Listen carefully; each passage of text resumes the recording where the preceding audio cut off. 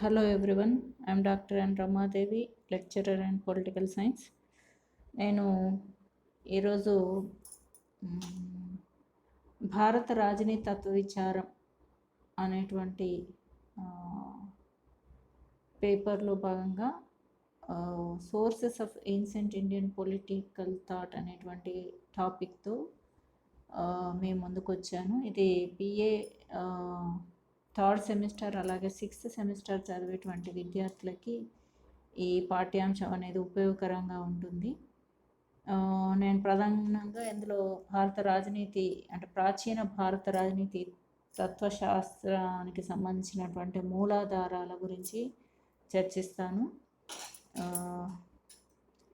అయితే ప్రపంచ రాజనీతి తత్వ విచార చరిత్రలో భారతదేశానికి ఒక ప్రత్యేక స్థానం ఉంది అని చెప్పొచ్చు. రాజనీతి తత్వ విచారాన్ని సాధించి శోధించి పరిశీలించి ప్రపంచానికి అందజేసినటువంటి మేధావులలో భారత రాజనీతి తత్వ వేత్తలు కూడా మనకు కనిపిస్తారు. రాజనీతి తత్వ విచారం గ్రీకుల అధ్యయనంతో ప్రారంభించబడిన భారత రాజనీతి తత్వ అధ్యయనం అదే కాలంలో జరిగినట్లు కూడా కొన్ని ఆధారాల వల్ల మనకు తెలుస్తుంది. మీ అందరికీ తెలుసు, మీరు ఫస్ట్ ఇయర్లో తెలుసుకున్నారు. రాజనీతి శాస్త్రం అనేది గ్రీకులతో ఆరంభమైంది. క్రీస్తు పూర్వ 4వ శతాబ్దంలో గ్రీకులతో ఆరంభమైంది. రాజనీతి శాస్త్రాన్ని అభివృద్ధి పరచడంలో గ్రీకుల పాత్ర గణనీయమైందని, అందులో ముఖ్యంగా అరిస్టాటిల్ గారు రాజనీతి తత్వ విచారాన్ని అభివృద్ధి చేయడంలో కృషి చేసినట్లుగా మనం ఫస్ట్ ఇయర్లో నేర్చుకున్నాం. అయితే దాని అంటే గ్రీక్ల ద్వారానే రాజనీతి శాస్త్రం ప్రారంభమైంది అని చెప్పబడ్డప్పటికీ ఇక్కడ కూడా అంటే భారతదేశంలో కూడా ఈ రాజనీతి తత్వ అధ్యయనం అనేది అదే కాలంలో జరిగినట్లు మనకి కొన్ని ఆధారాలు కనిపిస్తాయి.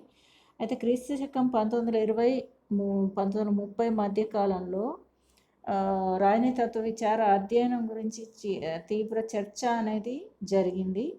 భారత స్వాతంత్రోద్యమం తారాస్థాయిలో ఉన్నప్పుడు భారతదేశంలో కూడా భారత రాజనీతి తత్వ విచారానికి సంబంధించినటువంటి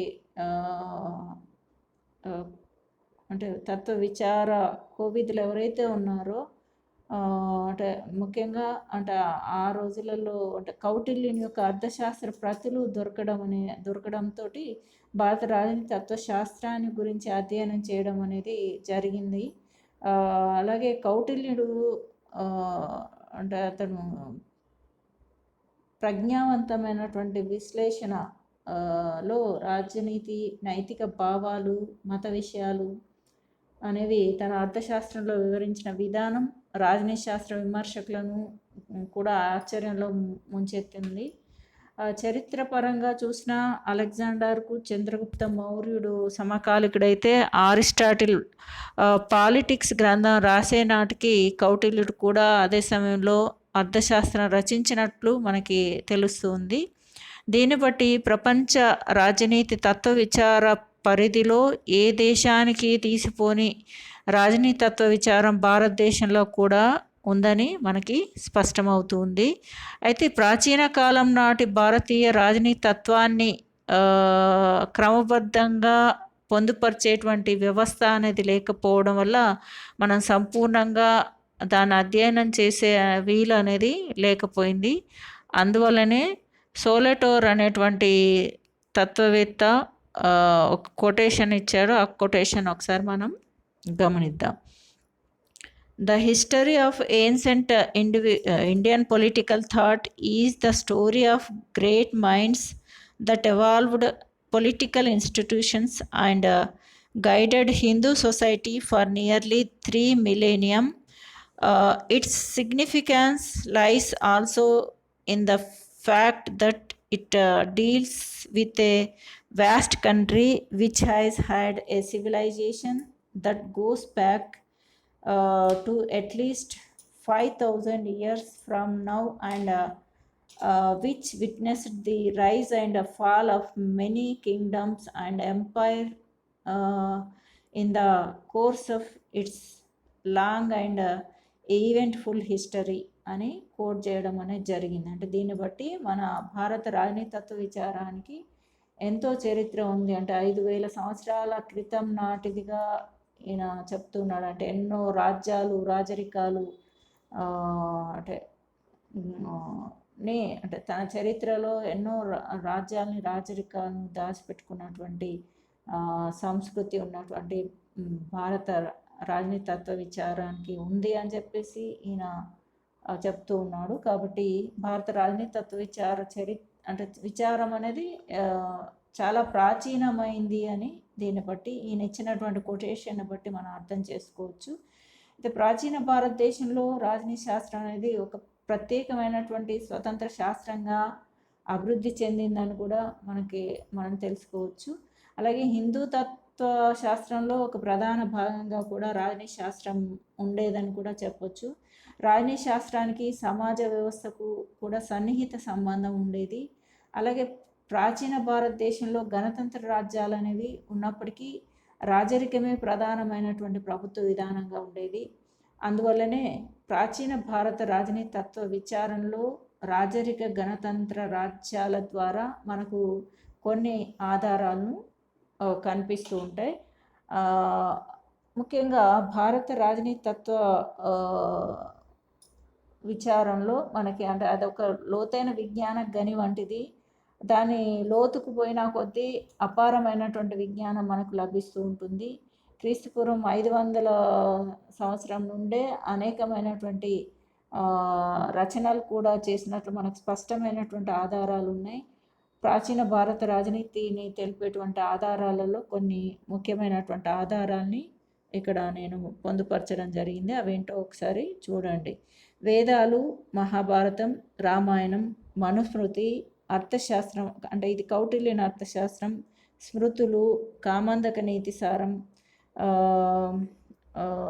శుక్రనీతిసారం, మానసోల్లాసం, పంచతంత్రం, అలాగే చరిత్రకారులు రాసినటువంటి రచనలు, అలాగే ఆధునిక తత్వవేత్తలు, ఆధునిక శాస్త్రవేత్తలు యొక్క అంటే రాజనీతి శాస్త్రవేత్తల యొక్క రచనలు, అలాగే అంటే పరిశోధనలు అని చెప్పుకోవచ్చు. ఆధునిక రాజనీతి పరిశోధకులు చేసినటువంటి పరిశోధనలు, అలాగే ఇన్స్క్రిప్షన్స్ అండ్ కాయిన్స్ అంటే శాసనాలు, అలాగే నాణాలు, అలాగే అవి కాకుండా ఇతర ఆధారాలు కూడా మనకి భారత రాజనీతిని తెలిపేటువంటి ఆధారాలలో ముఖ్యమైనటువంటి ఆధారాలుగా చెప్పొచ్చు. ఇప్పుడు మనం ఒక్కొక్క ఆధారం గురించి అధ్యయనం చేద్దాం. ముందుగా వేదాలు మనకు తెలిసివి అంటే భగవంతుడి యొక్క ముఖం నుండి వెలువడ్డాయని అంటే సృష్టి ప్రారంభంలోనే ఇవి వేదాలనే భగవంతుని ముఖం నుండి వెలువడ్డాయని ఒక దృఢమైనటువంటి విశ్వాసం భారతదేశంలో ఉంది. మనకు తెలుసు వేదాలు 4 రకాలని. అవి ఋగ్వేదం, యజుర్వేదం, సామవేదం, అథర్వణ వేదం అనేటువంటి వేదాలు మనకి భారతదేశంలో ఉన్నాయి. అయితే వేదాలలోనే రాజరికం అలాగే రాజులు నిర్వర్తించాల్సినటువంటి ధర్మాలు కూడా వివరించబడ్డాయి. వైదిక యుగంలో సభ, సమితి వంటి వ్యవస్థలు కూడా ఉండేవి. వీటితో పాటు బ్రాహ్మణాలు, ఉపనిషత్తులు, ధర్మశాస్త్రాలు, వేదాంగాలు, ఉపవేదాలు కూడా మనకి అంటే భారతదేశంలో కనిపిస్తాయి. అయితే ఇక్కడ ఈ వేదాలలో ముఖ్యంగా మనకి రాజరికం అంటే రాజ్యానికి సంబంధించినటువంటి ఇన్స్టిట్యూషన్స్ అయినటువంటి సభా, సమితి లాంటి అని కూడా మనకు కనిపిస్తాయి. అలాగే రిపబ్లికన్ గవర్నమెంట్స్, గణతంత్ర రాజరిక వ్యవస్థలు కూడా మనకు వేదకాలంలోనే ఉన్నట్టు తెలుస్తుంది. అయితే ఇక్కడ వాటినే అంటే అవి ప్రస్తుతం వాటిని అసెంబ్లీస్ లేదా అంటే అని చెప్పొచ్చు. వీటిని అంటే సమావేశాలకు సంబంధించినటువంటి అసెంబ్లీ కావడానికి ఉపయోగించేటువంటి వాటిని సభా, సమితి అనే వాటితో పిలుస్తామని ఇక్కడ చెప్పడం అనేది జరిగింది. అయితే ఋగ్వేద కాలంలోనే సభ, సమితి అనేటువంటి అంటే ఋగ్వేదంలో వీటిని సభ అనేదాన్ని 8 సార్లు, సమితి అనేది 6 సార్లు, అలాగే విధాత అనేటి దాన్ని 122 సార్లు ఉపయోగించినట్లుగా మనం గమనించవచ్చు. అలాగే అథర్వణ వేదాలు కూడా సభ, సమితి అనేటువంటి వాటిని 2 డాటర్స్ ఆఫ్ ప్రజాపతి అంటే ప్రజాపతికి సంబంధించినటువంటి ఇరువురు కుమార్తెలుగా పేర్కొనడం అనేది జరిగింది. అలాగే ఈ టర్మ్ ఏది సభ అనేది దేనికి పర్యాయపదం అంటే ఇప్పుడు ప్రస్తుతం అసెంబ్లీ అంటున్నాం కదా, అసెంబ్లీ లేదా అసెంబ్లీ హాల్కి సభ అనే దాన్ని అనే పదం అనేది మనం ఉపయోగిస్తున్న సందర్భం మనం చూడొచ్చు. తర్వాత భారత రాజనీతికి సంబంధించినటువంటి మరో ఆధారం మహాభారతం. ఇది ఒక మహాభారతం అనేది రాజనీతి తత్వ విచారానికి ఒక ప్రామాణిక గ్రంథంగా చెప్పొచ్చు. మహాభారతంలోని శాంతి పర్వంలో అంటే అంపశయ్యమయ పైన ఉన్నటువంటి భీష్మాచార్యుడు ధర్మరాజుకు రాజనీతిని గురించి, రాజధర్మం గురించి కూలంకషంగా వివరించడం అనేది జరిగింది. అందులో ప్రధానంగా నీతి శాస్త్రం, ధర్మశాస్త్రం, రాజనీతి, యుద్ధతంత్ర విన్యాసాలు, అలాగే అంతర్రాష్ట్ర సంబంధాలు మొదలైనటువంటి వాటి గురించి వివరించడం వల్ల అదొక ప్రామాణిక గ్రంథంగా పరిగణించబడుతూ ఉంది. ముఖ్యంగా శాంతి పర్వం, అరణ్య పర్వం ఈ 2 పర్వాలు కూడా మనకి రాజ్య ఆవిర్భావం, అలాగే రాజు యొక్క విధులు, అలాగే శిక్షలు ఎలా విధించాలి, సంక్షేమ రాజ్యాన్ని ఎలా సాధించాలి, ఇతర దేశాలతో సంబంధాలు ఎలా పెట్టుకోవాలి, రాజ్యనీతిని ఎలా అనుసరించాలి, యుద్ధ వ్యూహాలు ఎలా రచించాలి అనేటువంటి విషయాలన్నీ కూడా మనం మహాభారతంలో చూడొచ్చు.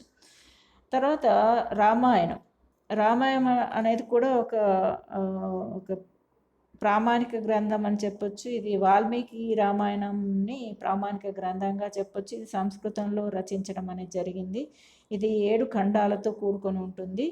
అయితే ఈ గ్రంథం కూడా, రామాయణం కూడా రాజ్యనీతిని గురించి, అలాగే యుద్ధ నీతిని గురించి, అలాగే రాజు అనుసరించాల్సినటువంటి ధర్మాల గురించి వివరిస్తూ ఉంటుంది.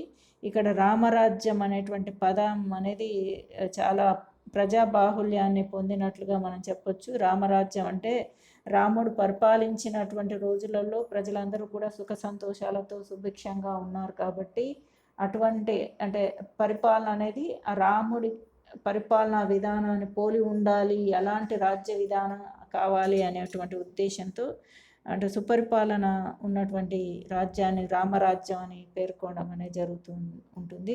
ఈవెన్ మనం భారతదేశంలో కూడా మహాత్మా గాంధీ గారు అంటే రామరాజ్యం అనేది సాధించబడాలని కోరుకున్నారు. దానికి అనుగుణంగానే గ్రామ స్వరాజ్యం అనేటువంటి అంటే పంచాయతీరాజ్ వ్యవస్థని భారత రాజ్యాంగంలో చేర్చుకోవడం అంటే ఈ రామరాజ్యం అనే సూత్రాన్ని అనుసరించి చేర్చుకోవడం జరిగిందని చెప్పొచ్చు.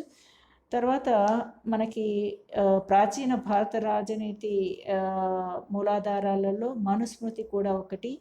అంటే ఈ ప్రాచీన భారత తత్వవేత్తలలో మను ఒకటిగా చెప్పొచ్చు. మనువు ప్రాచీన భారత తొలి న్యాయశాస్త్ర కోవిదుడిగా కూడా పేర్కొనడం జరిగింది. ధర్మశాస్త్ర రచయితలలో మనువు ఒకడు. మనువు రచించినటువంటి గ్రంథమే మనుస్మృతి. మనువు క్రీస్తుపూర్వం 2000 నుండి అంటే 2000 సంవత్సరానికి సంబంధించిన వాడని, క్రీస్తు శకం 200 సంవత్సరాల మధ్య కాలంలో జీవించి ఉంటాడని చరిత్రకారులు అంటే క్రీస్తుపూర్వం 2000 నుండి క్రీస్తు శకం 200 సంవత్సరాల మధ్య కాలంలో జీవించి ఉంటాడు అని చరిత్రకారులు అభిప్రాయపడ్డారు. మనం ఎప్పుడు జన్మించాడనే విషయంలో భిన్నాభిప్రాయాలు ఉన్నాయి. అయితే మ్యాక్స్ ముల్లర్ దృష్టిలో మనువు క్రీస్తు శకం 4వ శతాబ్దానికి చెందినవాడని పేర్కొంటే, జార్జ్ బుహెల్లర్ మనువు క్రీస్తు శకం 200 సంవత్సరాల వాడు కావచ్చని పేర్కొనడం అనేది జరిగింది. అయితే ఈ మనుస్మృతిలో కూడా అంటే ప్రాచీన భారత సంస్కృతికి ఇది ఒక నిదర్శనమైనటువంటి గ్రంథంగా పేర్కొనవచ్చు. దీన్ని అంటే ఇందులో 2685 ఛందోబద్ధమైనటువంటి శ్లోకాలతో కూడి ఉంటుంది. మనుస్మృతి అంతా కూడా శ్లోకాలమయమే. ఇది ధర్మార్థ కామ మోక్షాలకు, చతుర్విధ ఫల పురుషార్థాలకు, మానవుడు చేయవలసినటువంటివి, చేయకూడనటువంటి పనులను ఈ శ్లోకాలలో స్పష్టంగా వివరించారు. మనుస్మృతికి సంబంధించి 250 శ్లోకాల దాకా అలాగే అవే కాకుండా మరెన్నో గాథలు మహాభారతంలో మనకు కనిపిస్తాయి. ఇందులో ముఖ్యంగా రాజ్య ఆవిర్భావం, వర్ణ వ్యవస్థ, రాజరికం, రాజుకు ఉండాల్సినటువంటి లక్షణాలు, మంత్రివర్గం, దండనీతి, పన్నుల విధానం, న్యాయ వ్యవస్థ, అంతర్రాష్ట్ర సంబంధాలు, నైతిక విలువలు, మతం మొదలైనటువంటి అంశాల గురించి కూడా విపులంగా వివరించడం జరిగింది. ఇది కూడా ప్రాచీన భారత రాజనీతి తత్వ మూలాధారాలలో ఒకటిగా చెప్పొచ్చు. తర్వాత అర్థశాస్త్రం. ఇది కౌటిల్యుడి అర్థశాస్త్రం, అంటే కౌటిల్యుడి చేత ఇది రచించబడింది. ఈ అర్థశాస్త్రం కూడా ప్రాచీన భారత రాజనీతి తత్వ శాస్త్రాన్ని తెలిపే మరో ఆధారంగా కూడా చెప్పచ్చు. అయితే ఈ కౌటిల్యుడు ఎవరు అనే విషయానికి వస్తే, కౌటిల్యుడు చంద్రగుప్త మౌర్యుని యొక్క అంటే గురువుగా చెప్పొచ్చు. అంటే ఆయన కాలంలో అంటే ఆయన మౌర్య సామ్రాజ్యాన్ని అంటే నందుని ఓడించి ఆయన నందుని సామ్రాజ్యంలో నంద సామ్రాజ్యాన్ని తొలగించి మౌర్య సామ్రాజ్యాన్ని స్థాపించడానికి ఈయన చంద్రగుప్త మౌర్యునికి సహకరించినట్లుగా, అంటే ఆయన బోధకుడిగా ఆయనకు అంటే ముఖ్యమైన సలహాదారుగా వ్యవహరించినట్లుగా చెప్పొచ్చు. ఇక్కడ ఆయన అంటే అలాగే ఏమంటారు, ఈయన ఇది తక్షశిల యూనివర్సిటీలో ఈయన ఒక ఫేమస్ టీచర్గా పనిచేశాడని కొంతమంది ప్రముఖులు పేర్కొనడం అనేది జరిగింది. ఈయన చంద్రగుప్త మౌర్యునికి అంటే నంద సామ్రాజ్యాన్ని తొలగించి మౌర్య సామ్రాజ్యాన్ని స్థాపించడానికి ఈయన కొన్ని టాక్టిక్స్ అంటే కొన్ని వ్యూహాలు విషయంలో అడ్వైజ్ ఇచ్చినట్టుగా కూడా చెప్పొచ్చు. అయితే ఈయన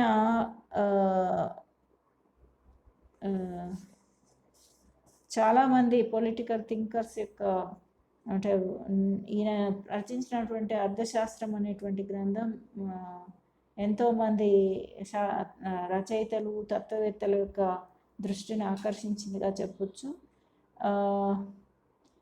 అయితే ఈ గ్రంథం అనేది అంటే ఎవరు రచించారు, కౌటిల్యుడే రచించాడా ఇంకెవరు రచించారు అనేటువంటి విషయంలో ఎన్నో విధాలైనటువంటి అంటే ఎన్నో వివాదాలు అనేవి మనకు కనిపిస్తాయి. అయితే దాని రచన అనేది క్రీస్తు పూర్వమే జరిగిన అది 1904లో లభ్యమైంది. అంటే అప్పుడు లభ్యమైనటువంటి ఆ ప్రతి ఆధారంగా తంజావూరు నుంచి ఆ ప్రతిని శ్యామశాస్త్రి అనే అతను ఆంగ్లంలో అనువదించడం అనేది జరిగింది. ఇది అంటే ఆ కాలంలో 1905-1909 మధ్య కాలంలో ఇండియన్ యాంటిక్వరీ అనేటువంటి పత్రికలో సీరియల్గా కూడా ప్రచురించడం అనేది జరిగింది. అంటే ఇది అలా సీరియల్ రూపంలో వెలుగులోకి వచ్చిందని చెప్పొచ్చు. ఇందులో 14 అధికరణాలు, 149 అధ్యాయాలు, అలాగే 180 ప్రకరణాలుగా విభజించబడింది. ఈ గ్రంథానికి అర్థశాస్త్రం అని ఎందుకు పెట్టాడు కౌటిల్యుడు కానీ, అంటే అతను ఇచ్చినటువంటి వివరణ బట్టి మనుషుల జీవితాలకు మూలం అర్థం అన్నాడు. అర్థం అంటే ఇక్కడ అర్థం అంటే మీనింగ్ అని కాదు, అర్థము అంటే డబ్బులు అని, ఇక్కడ ధనం అని మనం తెలుసుకోవాలి. ఆయన చెప్పింది ఏంటంటే మనుషుల జీవితాలకు మూలం అర్థం, లేదా మనుషులతో కూడిన భూమి అని అర్థం అని చెప్పడం జరిగింది. అంటే అలాంటి భూమి సంపాదించేటువంటి ఉపాయాలని, అలాగే పాలించే ఉపాయాలని గురించిన చర్చించినటువంటి శాస్త్రమే అర్థశాస్త్రం అని చెప్పొచ్చు. ఇది రాజనీతికి సంబంధించినటువంటి గొప్ప ఉద్గ్రంథమని ప్రజల్లో ఒక విశ్వాసం ఉంది. అయితే ఆల్టైకర్ అనే అతను చెప్పినటువంటి మాటల్లో ద అర్థశాస్త్ర is more A manual to the administration than a theoretical work on polity. It is mainly concerned with the practical problems of the government and people, its machinery and functions both in peace and war అని ఆయన ఆల్టేకర్ అనే గారు ఈ కౌటిల్యుని అర్థశాస్త్రం గురించి చెప్పడం అనేది జరిగింది. అంటే ఇందులో పాలనా వ్యవస్థ, రాజ్య ఆవిర్భావం, రాజకీయ సంస్థల నిర్మాణం, రాజరికం, పరిపాలనా చట్టం, విదేశాంగ విధానం, అంతర్రాష్ట్ర సంబంధాలు, దౌత్య వ్యవహారాలు, యుద్ధ వ్యూహాలు మనకు కళ్ళగట్టినట్టు కనపడతాయి. కౌటిల్యుని యొక్క అంటే ప్రతిభావంతమైనటువంటి విశ్లేషణలో రాజనీతి, నైతిక భావాలు, మత నియమాలు, మత విషయాలు తన అర్థశాస్త్రంలో వివరించినటువంటి విధానం కొంత స్పష్టత, ఆధునికతను గోచరిస్తుందని చెప్పొచ్చు. అర్థశాస్త్ర దృక్పథం కూడా లౌకికమైందిగా చెప్పొచ్చు. రాజనీతి తత్వ ప్రారంభం కూడా మన దేశంలో కౌటిల్యునితోటే ప్రారంభించబడిందని తెలుస్తుంది. అంతేకాకుండా కౌటిల్యుడు గొప్ప రాజనీతి కోవిదుడని కూడా దక్షిణ భారత శిలాశాసనం మనకి తెలియజేస్తుంది. కాబట్టి అర్థశాస్త్రం కూడా మనకి రాజనీతికి సంబంధించినటువంటి మూలాలు మనకు ఈ కౌటిల్యుని అర్థశాస్త్రంలో కనిపిస్తాయి. తర్వాత స్మృతులు. అయితే స్మృతులు అనేవి ఎప్పుడు అంటే క్రీస్తు పూర్వం 200 సంవత్సరం నుండి క్రీస్తు శకం 200 సంవత్సరాల మధ్యకాలంలో స్మృతులు రచించబడ్డాయి. ఈ స్మృతుల వల్ల కూడా మనకు అనేక విషయాలు తెలుస్తాయి. రాజు ప్రధానంగా ప్రజలకు సేవకుడని, నియంత అయినటువంటి రాజుకు మరణదండన కూడా విధించేటువంటి హక్కు ప్రజలకు ఉందని స్మృతులు తెలియజేస్తున్నాయి. రాజు సద్గుణ సంపన్నుడుగాను, ఉదార స్వభావుడుగాను, దాతగాను, ప్రజల ఆచారాలు, సాంప్రదాయాలు, వాడుకలకు అనుగుణంగా నడుచుకోవాలని కూడా స్మృతులలో వివరించడం జరిగింది. అంతేకాకుండా వర్ణధర్మం, ఆశ్రమ ధర్మం, ప్రాయశ్చిత్తం మొదలైన వాటి గురించి కూడా ఈ స్మృతులలో మనకి కనిపిస్తూ ఉంటుంది. వాటికి సంబంధించినటువంటి వివరణ మనకు కనిపిస్తూ ఉంటుంది. తర్వాత మరొక ముఖ్య ఆధారం ఏంటంటే కామందక నీతిసారం. ఈ కామందక నీతిసారం అనేది గుప్తయుగ కాలంలో అంటే క్రీస్తు శకం 500 సంవత్సరంలో రాయబడింది అనేటువంటి అభిప్రాయం ఉంది. అయితే దీని రచయిత ఎవరు అనే దానికి ఇప్పటి వరకు కూడా మనకి ఎలాంటి ఆధారము అనేది దొరకలేదు. అయితే ఇందులో ఎక్కువగా అర్థశాస్త్రానికి సంబంధించినటువంటి విషయాలు మనకి కనిపిస్తాయి. ముఖ్యంగా సోమదేవసూరి అనేటువంటి అతను క్రీస్తు శకం 960 సంవత్సరంలో నీతి వాక్యామృతాన్ని రచించారు. ఇందులో క్లుప్తంగా రాజనీతిపై ఏర్పడినటువంటి భావాలు మనకి స్పష్టంగా కనిపిస్తాయి. ఇది చరిత్రకారులకి రాజనీతి తత్వ అధ్యయనానికి ఎంతగానో ఉపయోగపడుతుందని చెప్పచ్చు. తర్వాత శుక్రనీతి సారం. ఈ భారత రాజనీతి తత్వ విచార మూలాధారాలలో శుక్రనీతి సారం కూడా ఒకటని చెప్పొచ్చు. ఇది శుక్రాచార్యుడు రచించాడని చెప్పినప్పటికీ ఈ శుక్రాచార్యుడు అనే అతను ఏ కాలం నాటి వాడో కూడా తెలియదు. కాకపోతే నీతి సారం అనేది క్రీస్తు శకం 1200 సంవత్సరం నుండి 1600 సంవత్సరాల మధ్యకాలంలో రాయబడిందని కొన్ని ఆధారాల ద్వారా తెలిసినప్పటికీ దాని పూర్తి ప్రతి మాత్రం లభ్యం కాలేదు. అయితే ఉన్న ఆధారాలను బట్టి అప్పటి పాలనా వ్యవస్థ, రాజరికం, అలాగే ఆనాటి ప్రజల రాజకీయ జీవితం, పరిపాలన, ఉద్యోగుల కర్తవ్యాలు, రాజరిక పాలనలో రాజు ప్రజలకు చేయవలసినటువంటి కార్యక్రమాలు, నీతి వల్ల అంటే వ్యవస్థ రక్షించబడుతుందని శుక్రనిసారంలో చెప్పబడింది. అంటే దొరికినటువంటి లభ్యమైనటువంటి ఆధారాలను బట్టి అప్పుడు పరిపాలనా వ్యవస్థ రాజరికమని, ఆనాటి ప్రజల రాజకీయ జీవితం గురించి, అలాగే పరిపాలనా ఉద్యోగుల కర్తవ్యాల గురించి, అలాగే రాజరిక పాలనలో రాజు ప్రజలకు చేయవలసినటువంటి కార్యక్రమాలు ఏంటి, అలాగే అంటే నీతిని పాటించడం వల్లనే వ్యవస్థ అనేది రక్షించబడుతుందని ఈ శుక్రనీతి సారం అనేది వివరిస్తుంది. దీన్ని బట్టి భారత రాజనీతి తత్వం ప్రాచీన కాలంలోనే ఒక సమున్నతమైనటువంటి స్థానాన్ని ఆక్రమించి ఉందని చెప్పొచ్చు. తర్వాత భారత రాజనీతి తత్వ విచారానికి మరొక ఆధారం ఏంటంటే మానసోల్లాసం. ఇది ప్రాచీన కాలంలో భారతదేశంలో అంటే ఒకే మతం కలిగి ఉందని, అది హిందూ మతమని, హిందువుల గురించి మాత్రమే వివరించబడినటువంటి గ్రంథమే మానసోల్లాసం అని చెప్పొచ్చు. అంటే ఇందులో పూర్తిగా హిందువుల గురించే వివరించడం అనేది జరిగింది. ఇందులో ప్రాచీన కాలంలో హిందూ రాజ్యాలు ఎలా పరిపాలించాయి, వాటి విధులేంటి, రాజుల కర్తవ్యాలేంటి, వారి పరిపాలనా కార్యక్రమాలేంటి, ప్రజల్లో రాజ్యంలో సైనికుల విధి విధానాలేంటి, రాజ్య విస్తరణలో సైనికుల పాత్ర ఏమిటి, అలాగే అప్పటి హిందూ ఆచారాలేంటి, వాడుకలేంటి, కట్టుబాట్లేంటి అనేటువంటి మొదలైన అన్నీ కూడా మానసోల్లాసంలో మనకు స్పష్టంగా కనిపిస్తాయి. అంటే దీన్ని బట్టి భారతదేశంలో విదేశీ దండయాత్రలు లేని సమయంలో కేవలం హిందూ రాజులు మాత్రమే పరిపాలించేవారని ఈ గ్రంథం ద్వారా మనకు గోచరం అవుతుంది. అంతేకాకుండా సువిశాల భారతదేశంలో హిందూ రాజుల ఆధిక్యత కూడా మనకు స్పష్టంగా కనిపిస్తుంది. అలాగే చాళుక్య ప్రభు అయినటువంటి సోమశేఖరుడు రచించినటువంటి మానసోల్లాసం, ఇది క్రీస్తుశకం 1125 నుండి 1138 మధ్య కాలంలో రచించినటువంటి రాజనీతికి సంబంధించినటువంటి గ్రంథం కాకపోయినప్పటికీ, అంటే రచించబడింది అయితే ఇది రాజనీతికి సంబంధించినటువంటి గ్రంథం కాకపోయినప్పటికీ ఇది రాజుల జీవిత చరిత్ర కొంతవరకు మనకి వివరిస్తూ ఉందని చెప్పొచ్చు.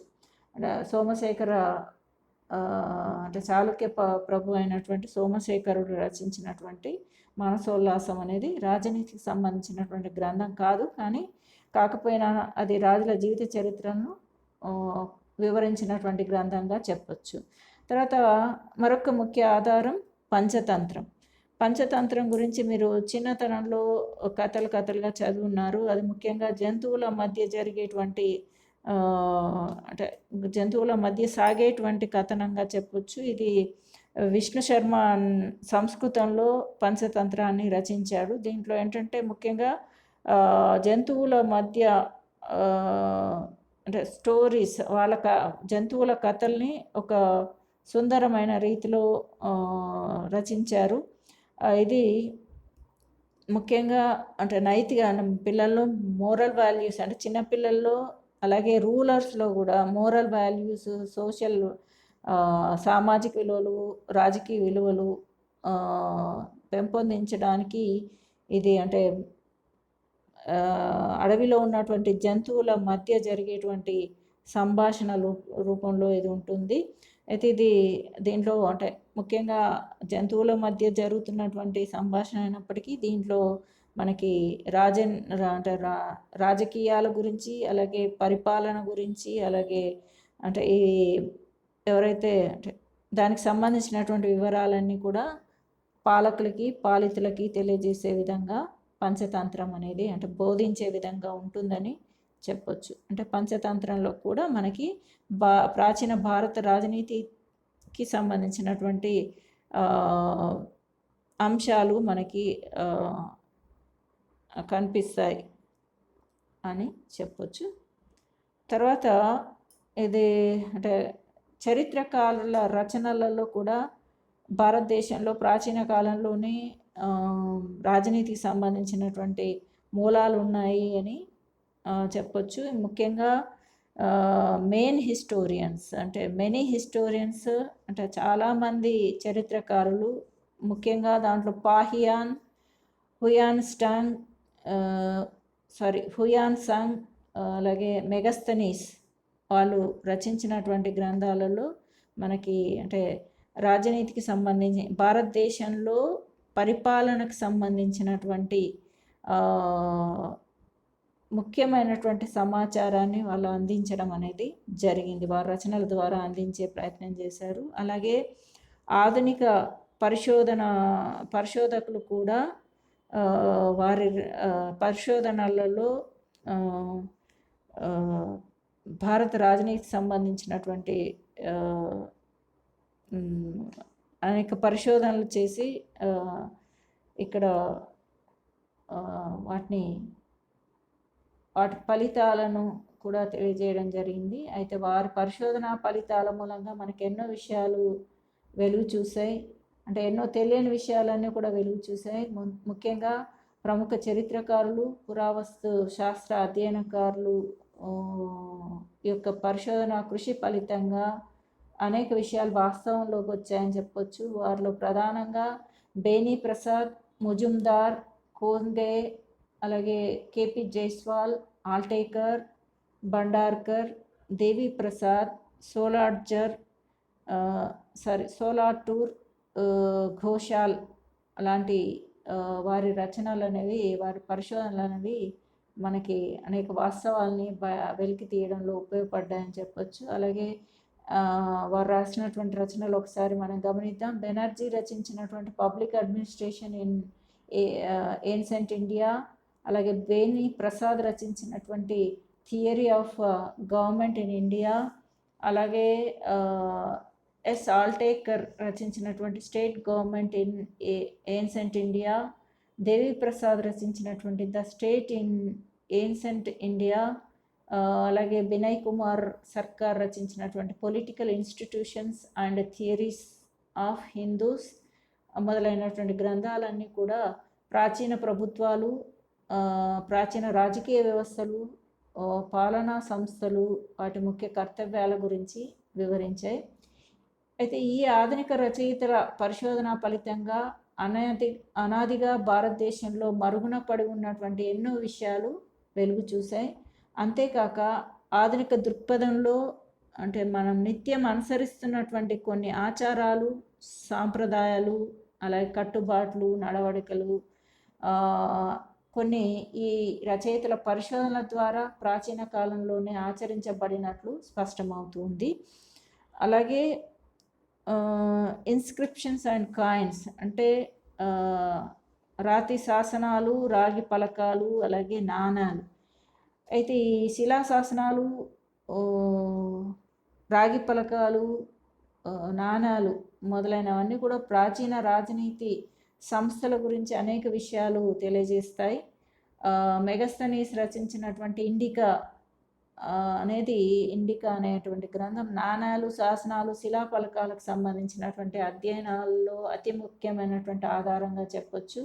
అలాగే సింహాచలంలో శ్రీకృష్ణ దేవరాయలచే ప్రతిష్ఠించబడినటువంటి విజయ స్తూపం ఏదైతే ఉందో, అలాగే అయ్యవోలు శాసనం మొదలైనవన్నీ కూడా ఈ రాతి శాసనాలన్నీ లేదా ఈ శిలాఫలకాలకు సంబంధించినటువంటి అధ్యయనాల్లో మనకి రాజనీతికి సంబంధించినటువంటి మూలాలు కనిపిస్తాయి. ఇవే కాకుండా అనేక ఇతర ఆధారాలు కూడా ఉన్నాయి. ఆ ఇతర ఆధారాలు ఏంటో మనం ఒకసారి గమనిద్దాం. ప్రాచీన భారత రాజనీతత్వానికి ప్రధానంగా అంటే ఉన్నటువంటి ఇతర ఆధారాలను మనం గమనిస్తే అందులో ప్రధానంగా బృహస్పతి సూత్రం, సోమదేవుని నీతి వాక్యం, ఋగ్వేదం, అథర్వణ వేదం, శతపథ, తైత్రేయ, పంచవింశతి, రాజనీతి రత్నాకరం, వీరమిత్రోదయం, రాజనీతి మయూకం, పురాణాలు, విష్కృతులు, ధర్మశాస్త్రాలు, ప్రతిజ్ఞా యుగంధరాయణ, రఘువంశం, మాళవికాగ్నిమిత్రం, పంచతంత్రం, హితోపదేశం, హర్షుని చరిత్ర, బాణుని కాదంబరి, దశకుమార చరిత్ర, కలహనుని రాజతరంగిణి మొదలైనటువంటి గ్రంథాలు కూడా మనకు భారత రాజనీతి చరిత్రకు కొన్ని అంశాలుగా కనిపిస్తాయి. అలాగే జైన బౌద్ధ మత గ్రంథాలు ముఖ్యంగా అంటే రాజనీతి భావాలను గురించి అవి ప్రస్తావించాయి. అలాగే చారిత్రక ఆధారంగా పనికొచ్చేటువంటి పురావస్తు పరిశోధనలు, వీటిలో ముఖ్యంగా ఆదిమానవునికి చెందినటువంటి కళాఖండాలు, వారు ఉపయోగించినటువంటి పరికరాలు, ఆభరణాలు, సాంచి, బార్హాట్, ఎల్లోరా అజంతా, మహాబలిపురం, నాసిక్, కార్లే వంటి ప్రాచీన గృహాలు, కట్టడాలు అంటే సాంచి స్తూపం, బారాహాట్, ఎల్లోరా అజంతా, మహాబలిపురం, నాసిక్, కార్లే వంటి ప్రదేశాల్లో ఉన్నటువంటి ప్రాచీన గృహాలు, కట్టడాలు, అలాగే మానవ వాస్తవిక జీవనానికి నిలువెత్తు నిదర్శనాలుగా నిలిచాయని చెప్పొచ్చు. అలాగే ప్రాచీన సాంకేతిక లిపికి చెందినటువంటి శబ్దాల నుంచి కూడా ధర్మశాస్త్రాలు, నాణాలను బట్టి సిబస్, మాలవ, అర్జునయన, లిచ్చహవి, కార్హాట్ జాతులకు చెందినటువంటి గణతంత్ర రాజ్యాల సమాచారం కూడా మనకి తెలుస్తుంది. కాబట్టి ఈ ఆధారాలన్నీ బట్టి భారతదేశ రాజనీతత్వం గురించి తెలిపేటువంటి విషయాలు మనకు పూర్తిగా అవగాహనలోకి వస్తాయని చెప్పొచ్చు. అలాగే ఆంగ్లేయుల కాలంలో మనం బానిసలుగా బతికిన ప్రాచీన కాలంలో మనకు గొప్ప సంస్కృతి, నాగరికత, గొప్ప గణతంత్ర రాజ్యాలు, దండనీతి, అలాగే మంచి పరిపాలనా గుణాలు పుష్కలంగా ఉన్నట్లు ఈ ఆధారాలన్నింటి బట్టి విదితమవుతుంది. అయితే ఇంతవరకు మనం భారత ప్రాచీన రాజనీతి తత్వ విచారాల ఆధారాల గురించి చర్చించుకున్నాం. ఇది మీ అందరికీ అంటే భారతదేశ రాజనీతికి సంబంధించిన ఆధారాల గురించి అర్థమైందని భావిస్తున్నాను. నేను మరో భారత రాజనీతి తత్వ విచారానికి సంబంధించినటువంటి మరో పాఠ్యాంశంతో మేము ముందు ఉంటాను. అంతవరకు సెలవు. Thank you for watching my videos. Thank you.